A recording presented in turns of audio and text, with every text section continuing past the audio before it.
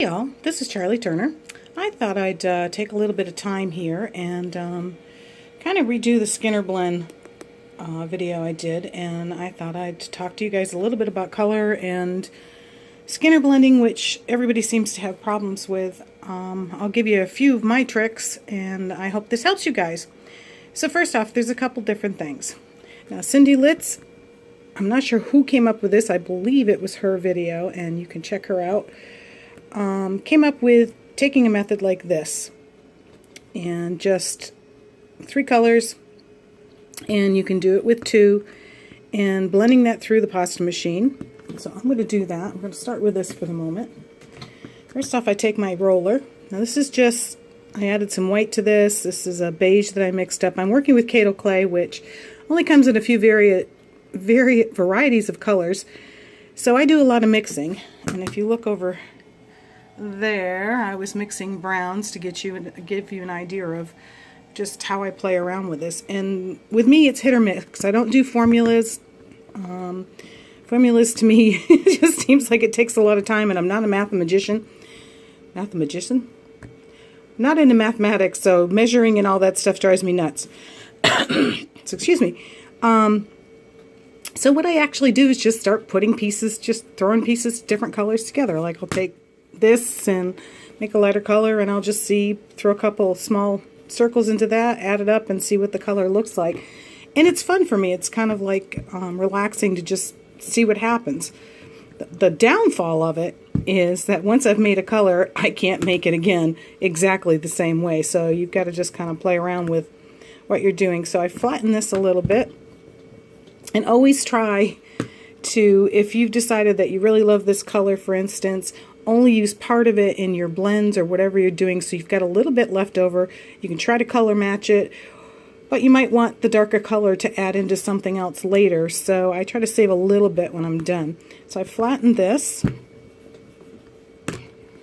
and notice when I'm handling the Skinner blends, I'm going to pull this back a little bit for you, I'm not afraid of the clay. A lot of people say, well, you know, it gets stretched out of shape. Don't worry about it. Stretch it back in. Make it go. It's soft enough. Now this Kato has a little bit of, I kind of add some translucent into this, which softens the Kato. And that's why it looks pretty soft. So here's the pasta machine that I'm working with. Just a basic Atlas 150. And you're going to take your clay and put it in the machine. Now the trickiest part, which it took me forever to figure this out, is when you're doing a Skinner blend, try to keep, for instance, the blue and the blue is going to be together, the darker blue and the darker blue is to be together, and I'm always going to keep this beige in the center of, as I'm running it through the pasta machine. And you'll see that in a few seconds. Let me run this through quick. That was on my first setting.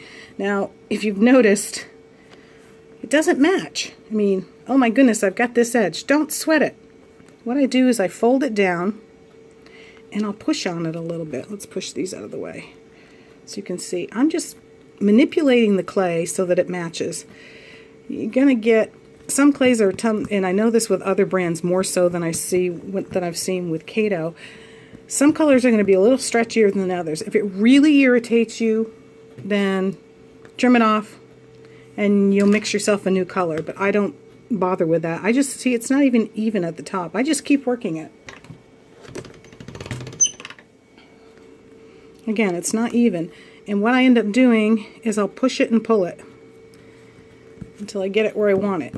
If you want a less wide, say you want something like this, a Skinner blend, it's a little bit smaller. As you're working this and running it through the pasta machine, keep pushing it like this on the edges.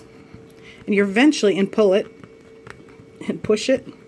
Remember, the clay's going to stretch, and pull it until you get it as wide or as thin as you want it. Now, I always work on the one when I'm doing this. Let me run it through again. And see, the beige seems to be longer. It's alright. I might just pull the blues down a little bit, push up the beige in my thumbs. I use my thumbs a lot in this process. And now I almost have an even Skinner blend on the bottom. Remember, the clay is really flexible. So that's going to be your a 3-color Skinner blend. And eventually it'll all work its way out and blend out with a nice center strip of the beige. Now see, you're going to see on the back side it looks like heck. But as long as you're folding this edge and this edge together, keeping your center centered, your center beige centered, you're going to end up with a good blend. So I'll keep working on that. I'm trying to keep this video short enough. Now this piece here is where you take a bunch of simple strips of color. Let's do this really quick, like this. And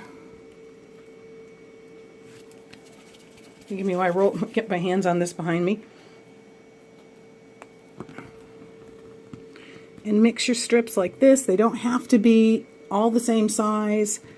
Now I'm not going to do this because I really don't need these colors at the moment, but you put them together like this, run them through the pasta machine, straight and straight, and just keep folding it over, and you will eventually, you can get a rainbow blend like this. I used a bunch of different leftover scrap clay colors and just threw them in there, and you can get a nice blend.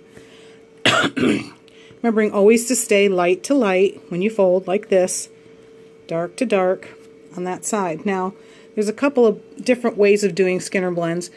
This one's I call it an end to end. Now I know there's names for this, where the white and the blue meet on both ends. So you're going to fold that in half. I do have to use this one. I'm a little picky about what I call crumbs on there. Flatten it out so it's going to go through my pasta machine, and I highly, highly recommend a high quality pasta machine like an Atlas. There's some really good ones. You want them, so when you pick up the pasta machine, it's heavy, and a lot of the best ones are made in Italy. But go on eBay and find them where people are just selling them, or yard sales. I've gotten the pasta machine I'm using right now. I paid $7 for it. It was brand new in a box at a flea market. You know, go figure. So you're just going to always try to keep the white with white and the blue with blue. So more of the blue.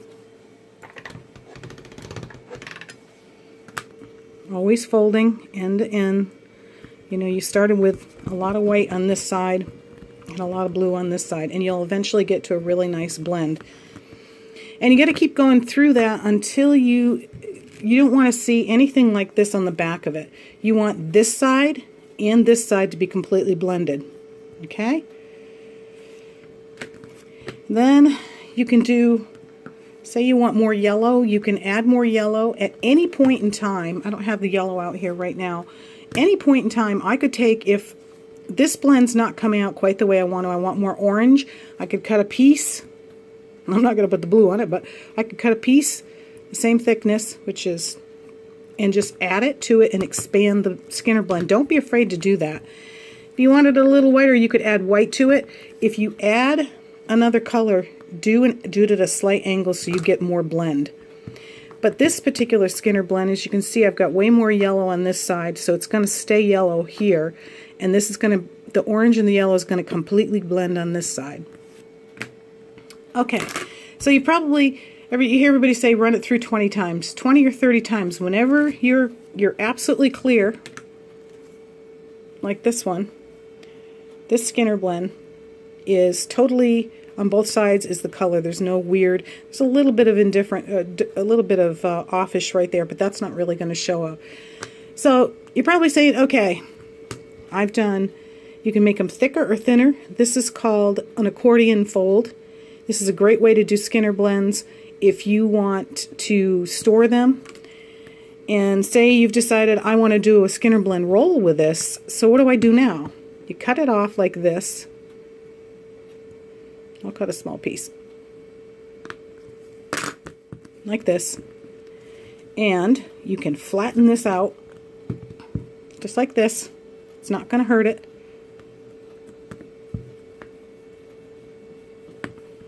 And get it flat enough so you can push it through your pasta machine. And I'll work it so I know pretty much how thick I can put stuff in my pasta machine without messing it up big time. I mean, without having to like grind it and being afraid that you're going to break the machine. The nice thing about the Atlases is This is Kato, and it goes through absolutely fine. I'm trying to think. I think there's a machine called Pasta Queen, which is fine. But ask in your groups and people who do clay, they'll tell you what's the better machine. And price-wise, I think those are probably the best selections. So I get a little bit of variation in there, but that's kind of cool looking. So what I'm going to do is, I know this is thin enough.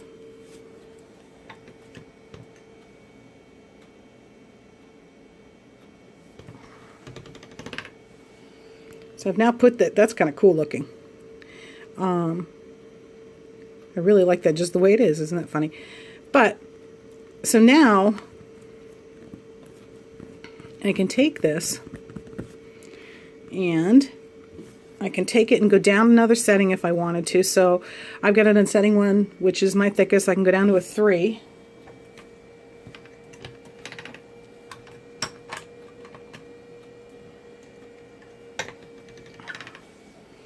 Which is a little bit thinner. And now I just want to make a jelly roll. So I hate it when I pick up little pieces. I just broke my rule. Usually when I'm working, I always have my wet wipe right here, handy dandy, to clean off my surface, because you can pick up things that you don't realize are sitting on your desk, from dust to hair and a paper towel. Simple tool. And then just roll it up. Oops.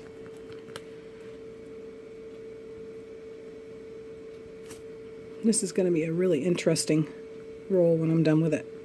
I could have made this a lot thinner. And if I was doing a true roll, this is going to be a really thick roll. What I would have done is, I had this on number 3. I would have rolled it down put it down to a 4 or a 5 and got a very thin layer, but I'm going to show you that in a minute.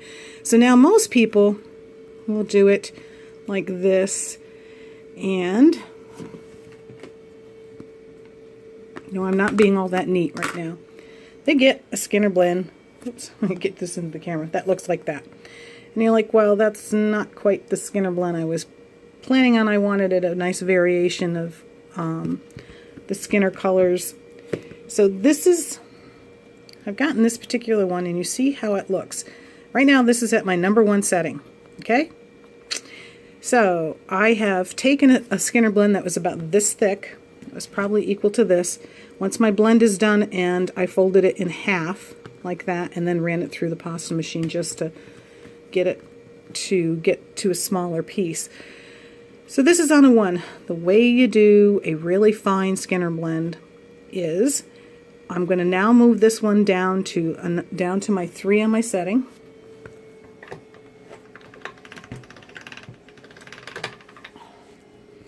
And I've got it thinner.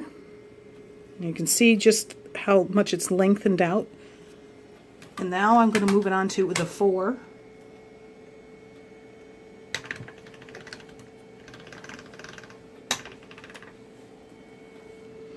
Which it's gotten a lot longer.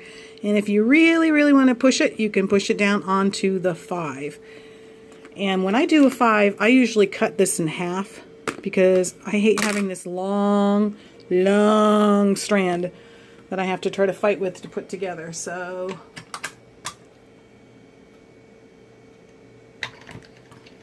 anyway, wait a minute, you cut it in half. It's okay. There's my 5.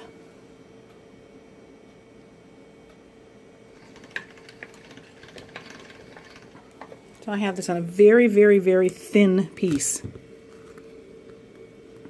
And then I just start rolling the Skinner. Now you can, I hope you can see this. I'm trying to work around this camera. Make sure you can see what I'm doing. Now you can skim this off if you want to. And sometimes I'll do just that. Take a piece off of it and roll it into just a little bit of a log to get my Skinner started.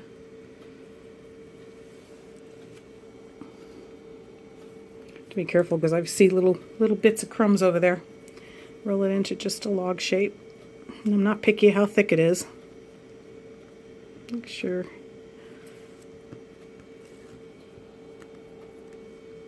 Put that on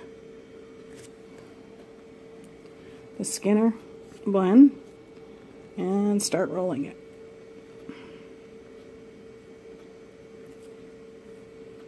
I'm going to show you just how variegated, or how you get a really nice light color to darker color.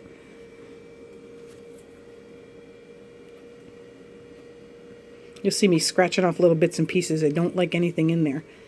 So I'm just rolling it, and I'm pushing the ends. If you feel it's getting too small, you can, remember, the clay's going to stretch. You can stretch it out a little bit. Or push it in to try to keep it within the clay itself. The strip. And roll it up. Then I just take this other piece.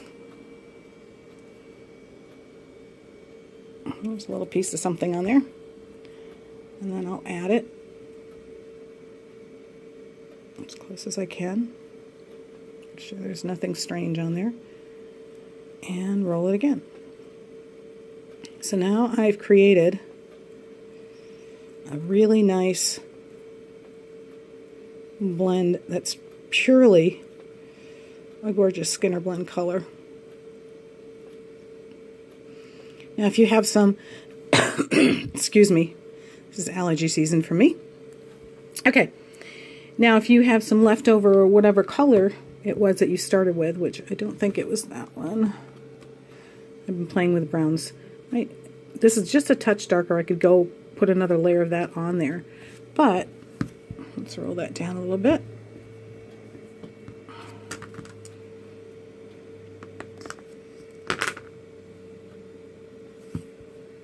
But now you can see it's lighter in the center and darker on the outside.